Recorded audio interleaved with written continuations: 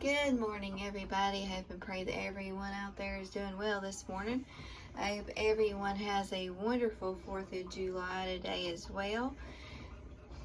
I want to thank each and every one of you all for praying for my husband. He's feeling so much better this morning, so I appreciate that. And I thank you all for also remembering our pastor in your prayers as well. He went to the doctor there Tuesday, and the week before that, they said he'd be in the sling for another 8 weeks, but this past Tuesday, they told him it'd be another 12 weeks. So please do pray for that. Pray for him. I know it's getting aggravating having to sleep like that every night, so please do continue to pray for him, Miss Dorothy. But today, the devotional I'm going to be in is Matthew chapter 5, verse 7. And they titled this devotion, "Why is it important for us to be as merciful to others as God has been to us?" Blessed are the merciful, for they shall obtain mercy. The poor in spirit recognize their spiritual poverty and mourn, crying out to God for his cleansing. The comforting forgiveness from God produces meekness, which stirs their hearts to relinquish to God total control of their lives.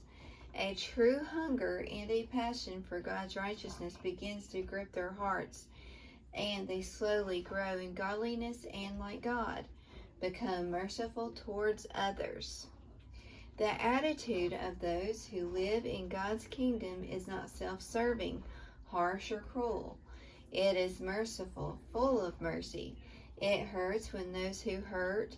It grieves with those who grieve. It cares. It gives to the undeserving without any thought of getting repaid. It is kind to the unkind, helpful to the hateful, and loving to those who want nothing to do with them. List the names of 3 people you would call merciful and explain why. It is so easy to detect this attitude of mercy in their lives.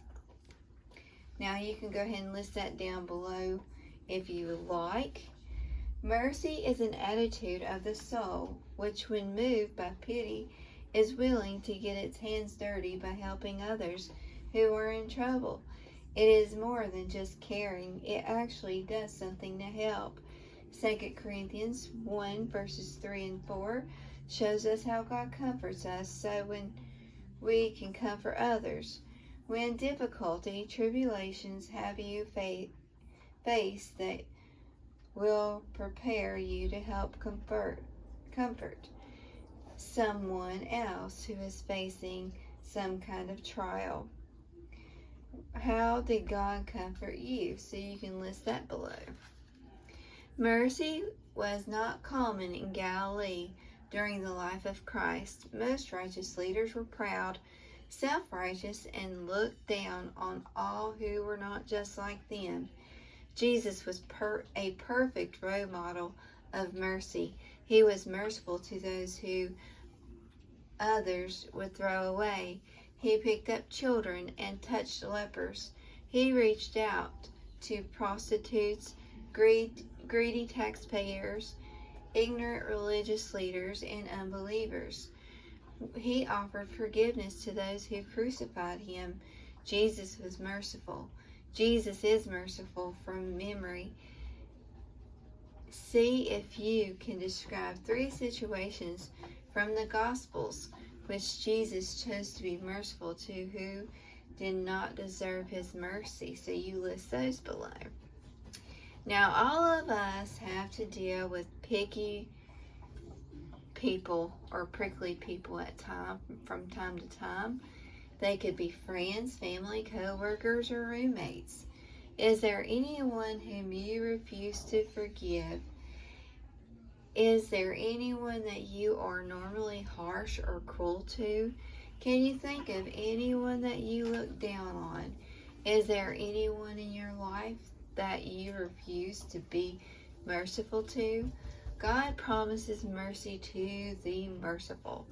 What is God's promise to the unmerciful? So you write that down here below. According to Ephesians 2, verses 4 and 5, what motivated God's mercy toward us? So you answer that below. What does Psalms 103:8 teach us about God in addition to being both merciful and plenteous in mercy? And you answer that below. Blessed are the merciful. Pray and ask God to reveal to you how you can become more merciful towards others in your life.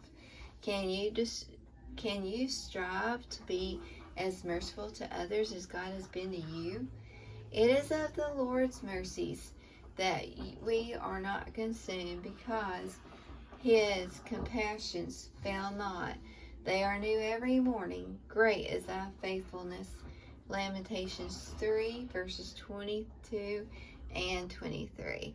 I hope y'all enjoyed that devotional this morning. Tomorrow I'll be back with you with another one. I hope y'all have a wonderful 4th of July, and may God bless you all throughout the day.